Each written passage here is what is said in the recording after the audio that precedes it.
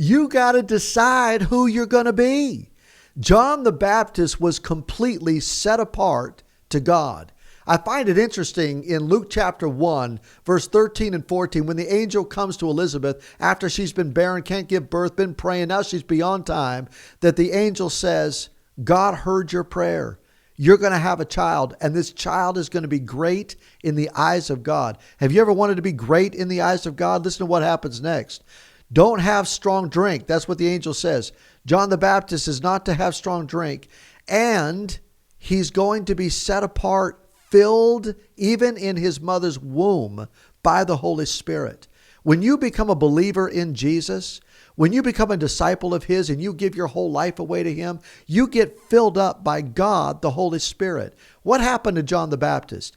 He was in the wilderness. Now, this guy is the type of guy that's a trendsetter. I can see Orange County and LA wanting to follow this guy because he's in some camel skin. He's eating some locusts and wild honey. He's got some sort of granola thing going on. Drives a Subaru. And when he starts preaching, he's so filled with the Holy Spirit, so set apart to God, so favored by God, that when he talks about Jesus, hundreds of thousands of people, most theologians believe, went out to hear him preach. You want to talk about a revival?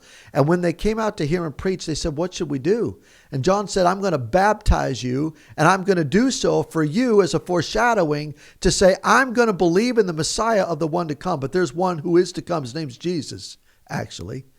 And when he baptizes you, he's going to baptize you with water and with fire. In other words, his holiness and his power. You know who John the Baptist was?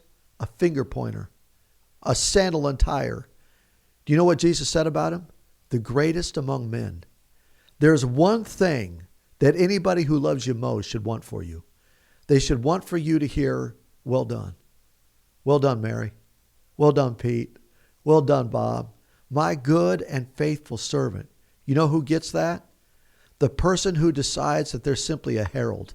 They don't need the credit. They don't need anybody to know them.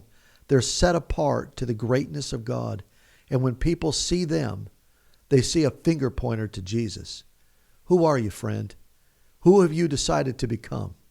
May God make you great and make you set apart for him.